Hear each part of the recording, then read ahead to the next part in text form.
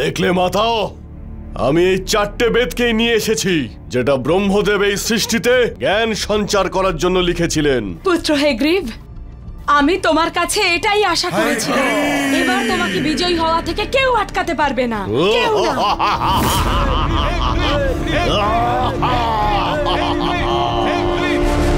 পুত্র হেগ্রীব, এবার আমরা এই 4টি বেদকে দাবানলের আগুনে পুড়িয়ে চিরকালের জন্য নষ্ট করে ফেলবো।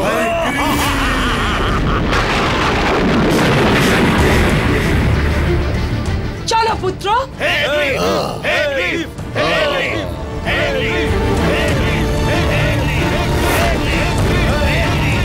পুত্র হেগ্রীব, এই বেদগুলোকে দাবানলের আগুনে পুড়িয়ে চিরকালের জন্য নষ্ট করে ফেলো।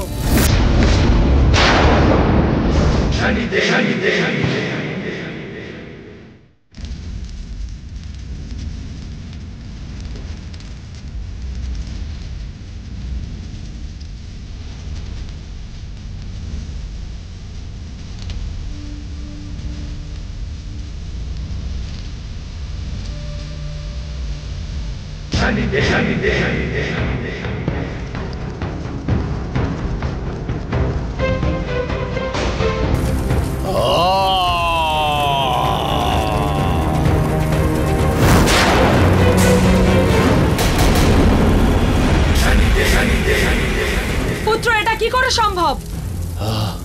এই বেদগুলো পুড়ে যাওয়ার বদলে আরো উজ্জ্বল কি করে হয়ে যাচ্ছে?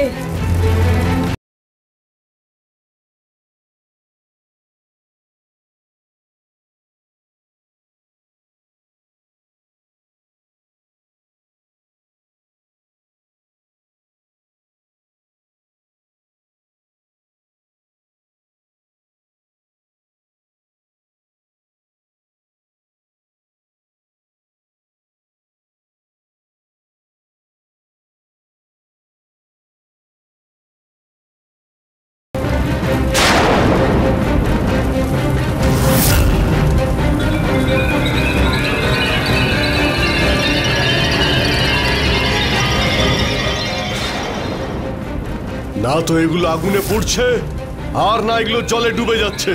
এগুলোকে বরং আমি কেটে ফেলি।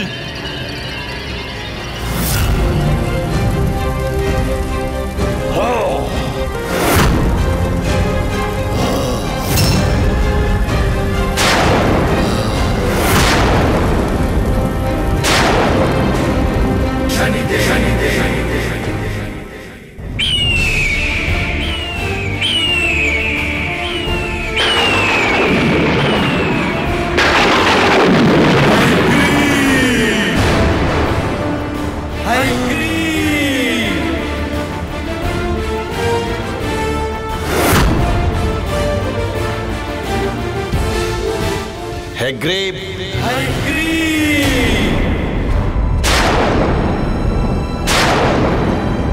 হেগ্রীব, এখন তুমি এই বেদকে নষ্ট করতে পারবে না। তুমি কেন? এখন এই সংসারের কেউই এই বেদকে বিনষ্ট করতে পারবে না, কেননা এটি আমার ন্যায় চক্রের সুরক্ষায় সুরক্ষিত আছে।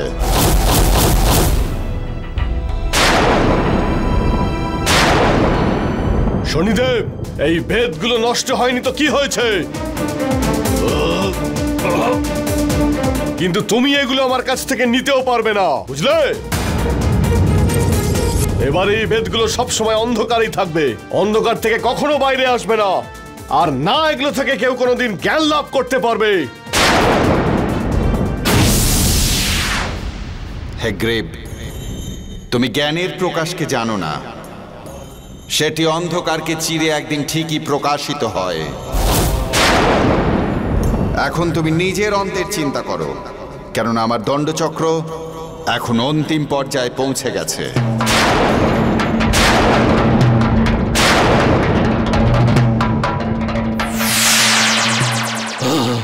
মাতা, এই বেদগুলো সর্বদা আপনার কাছেই থাকবে।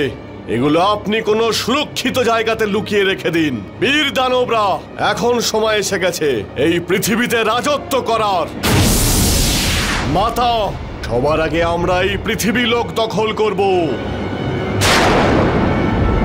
বীর দানবরা, চলো এই পৃথিবীর ওপর আক্রমণ করে আমরা নিজেদের অধীনে করে ফেলি।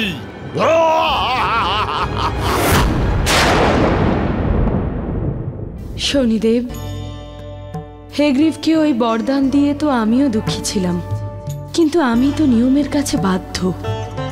কারণ যখনই কোনো ভক্ত আমার আরাধনা করে, আমাকে তো তার ইচ্ছা পূরণ করতেই হয়। কিন্তু মাতা, ওই দানবকে কি করে থামাবো? শনিদেব, এ ব্যাপারে আমি আপনাকে সাহায্য করতে পারবো না, কারণ আপনি তো স্বয়ং ন্যায়ের দেবতা। আপনার কাছে সমস্ত অধিকার আছে। আপনাকে নিজেকেই এই সমস্যার সমাধান করতে হবে। মাতা, দণ্ডের অধিকার তো আছে আমার কাছে, কিন্তু আপনি ওই পাপীকে যে বরদান করেছেন, যদি আমি আমার দণ্ডচক্র অনুসারে তাকে দণ্ড দিই, হয়তো তা অপছন্দ করে আপনি ক্রুদ্ধ হয়ে উঠবেন। না শনিদেব, আপনি আপনার ন্যায়ের জন্য যা করবেন তা উচিত কাজই হবে। আপনি নিশ্চিন্ত মনে ওই পাপীকে শাস্তি দিতে পারেন। আচ্ছা মা, এই অনুমতির জন্যই এসেছিলাম। কেননা এখন আমি যা করতে চলেছি তাতে আমি দোষমুক্ত থাকব।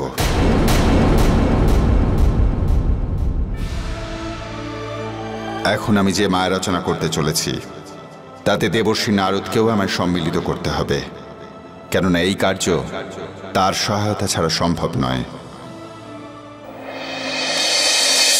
হে শনিদেব, এটা তো আমার সৌভাগ্য হবে যে আমি আপনার ন্যায় চক্রের ভাগীদার হতে পারবো। বলুন শনিদেব, আমায় কি করতে হবে? মহর্ষি নারদ, এই সংসারে অনেক কার্যই গুপ্ত থাকে এবং সেগুলো গুপ্তভাবেই করতে হয়।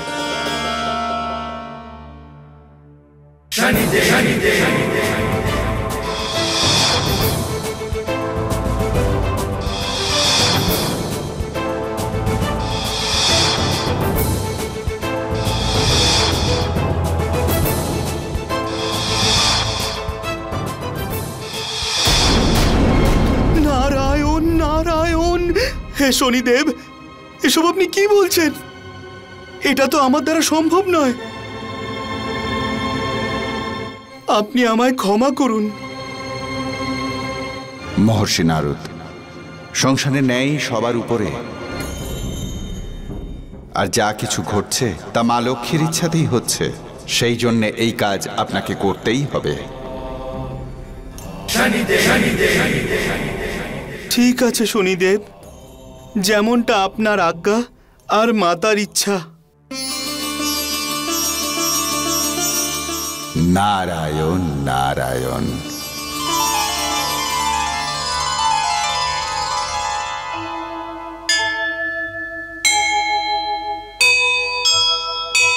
शरणागत वत्सल नारायण नारायण।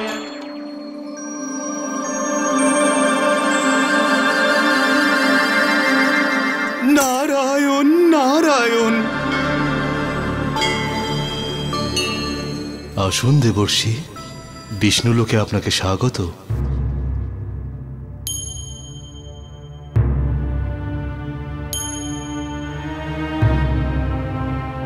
কি ব্যাপার দেবর্ষি, আপনাকে এত চিন্তিত মনে হচ্ছে কেন?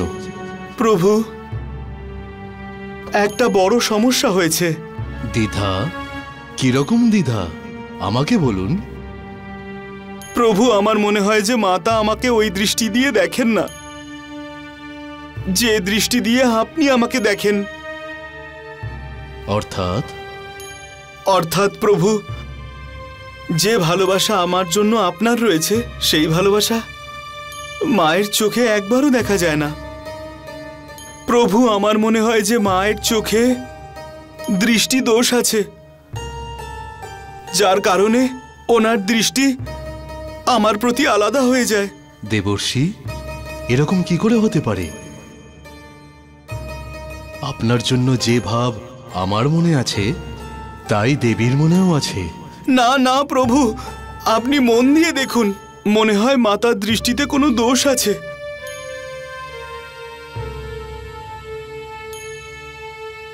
প্রভু, মনে হয় আপনি আজ পর্যন্ত মাতার চোখের দিকে ঠিক মতন তাকাননি।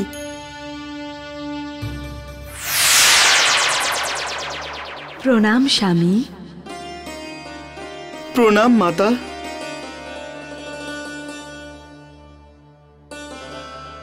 আচ্ছা প্রভু, আমি আসি তাহলে। প্রভু, আমি যে কথা আপনাকে বললাম ওটা অবশ্যই দেখবেন। মাতা, চোখের দোষ। আচ্ছা প্রভু, প্রণাম মাতা। নারায়ণ নারায়ণ। প্রভু, নারদ মুনি এত শীঘ্র কেন চলে গেলেন? আর কি দেখার কথা বলছিলেন?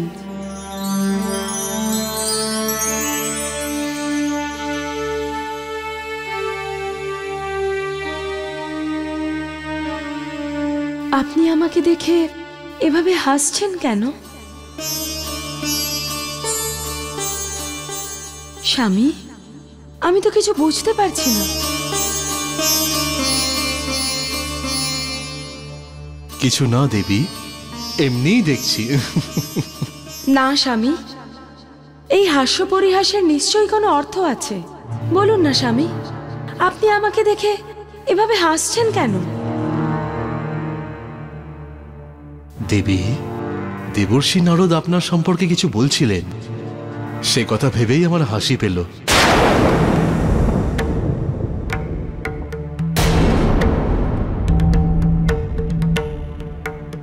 নারদ মুনি আপনাকে আমার বিষয়ে কিছু বলেছেন, আর তা শুনে আপনি হাসছেন।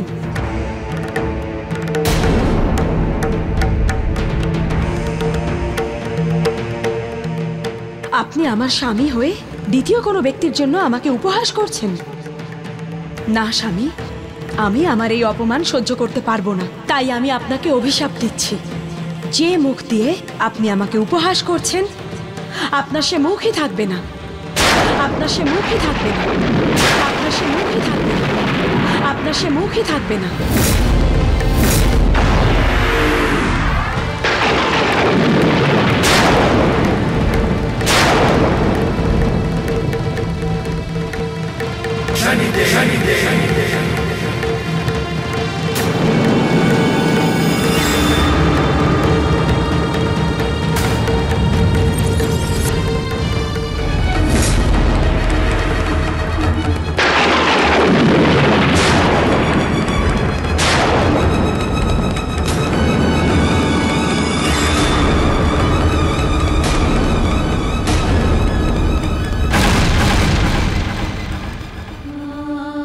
আমি কি করলাম? আমি নিজেরই স্বামীর শিরচ্ছেদ ঘটালাম। এ আমার দ্বারা কি অনর্থ ঘটল? স্বামী,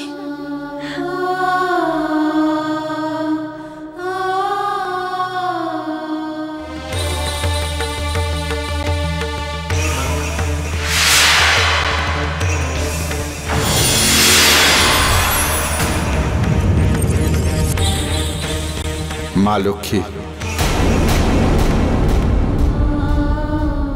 আপনি এত বিলাপ করবেন না। যা হয়েছে তা প্রভুর ইচ্ছা আর ন্যায় চক্রের কারণেই হয়েছে। আপনি হেগ্রিকে যে বরদান করেছেন তার জন্য এটা আবশ্যক ছিল।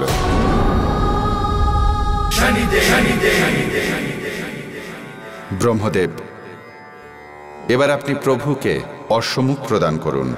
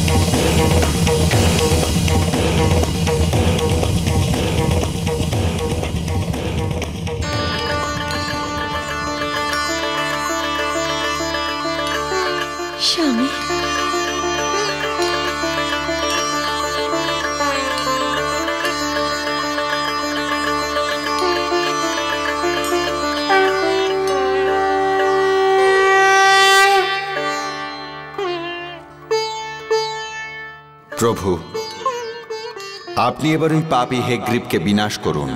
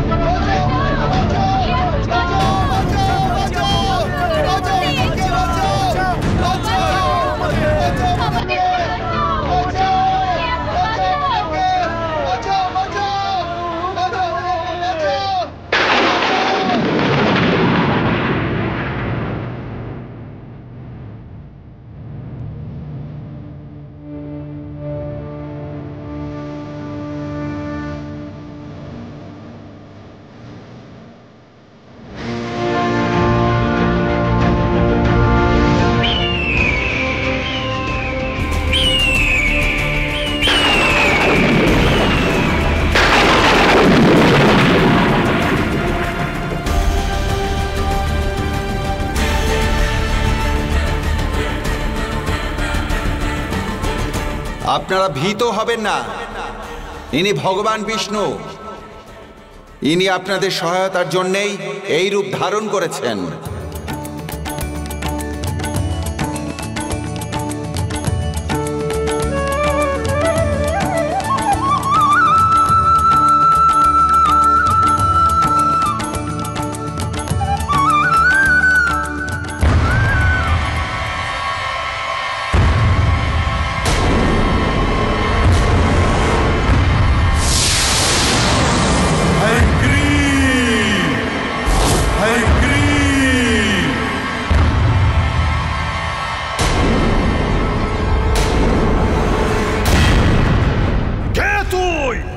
আমি হলাম তোমার মৃত্যু। হেগ্রীব অমর, অমর! আমাকে কেউ মারতে পারবে না। আমি জানি আমাকে মারার জন্য দেবতারাই কোনো ষড়যন্ত্র করেছে। আমি হেগ্রীব এক্ষুনি তোকে বধ করছি।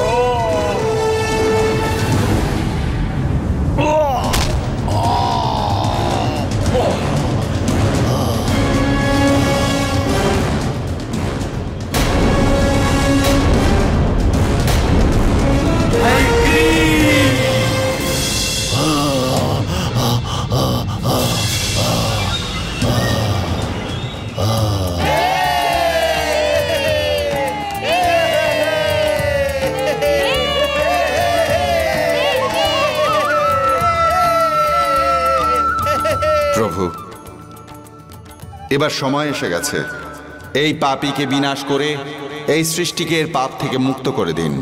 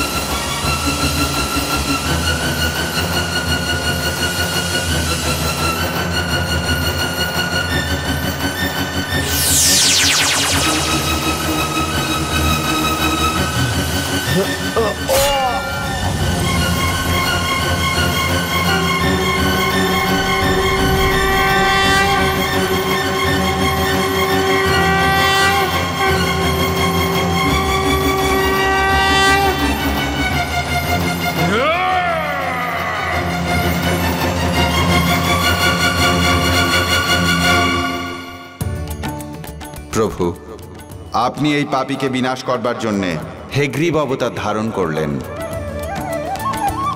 এবার তবে আপনি আপনার স্বরূপ ধারণ করে সবাইকে কৃতার্থ করুন।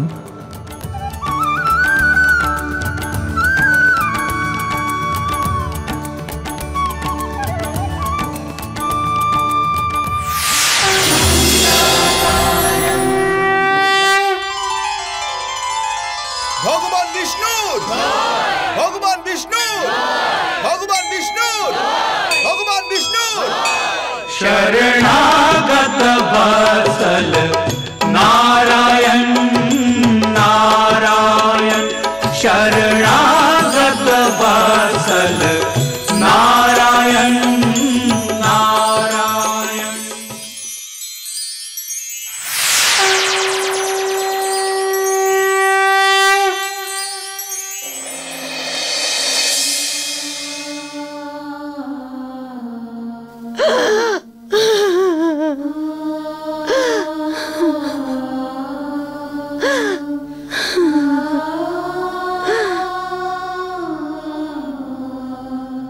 দানব মাতা দানু,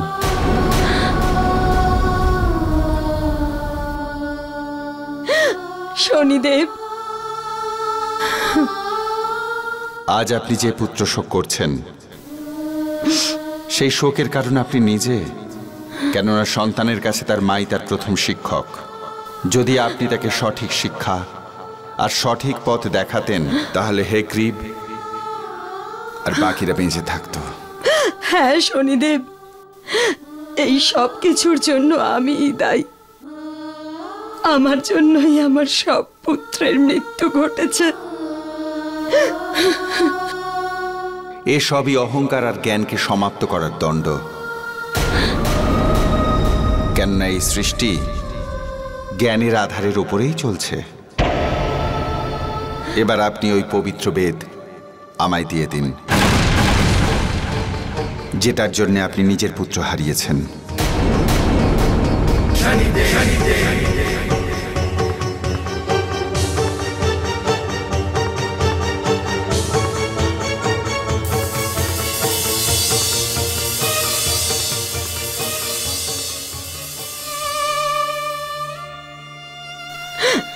ক্ষমা করো পুত্র।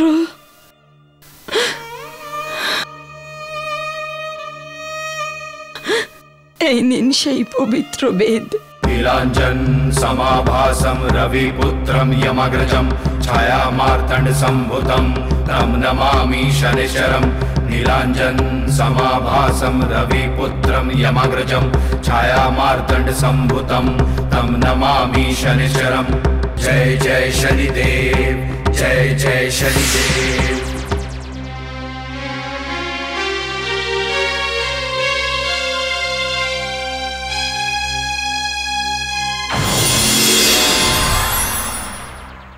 ব্রহ্মদেব, মা সরস্বতী, এই সেই 4 জ্ঞানরূপী বেদ যা আপনি লিখেছিলেন। এখন এগুলো সুরক্ষিত।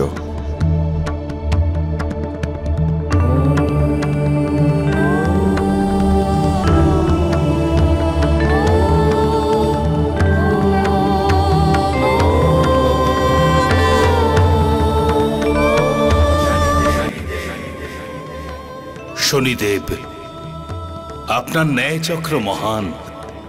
আপনি আপনার দণ্ডচক্র দিয়ে ওই দুষ্টকে বিনাশ করেছেন, আর সাথে সাথে এই সৃষ্টির জ্ঞান বেদকে রক্ষাও করেছেন। ব্রহ্মদেব, এ তো আমার কর্তব্য। এই জ্ঞানরূপী বেদ আজকের পরে সমস্ত সংসারের কল্যাণ করবে।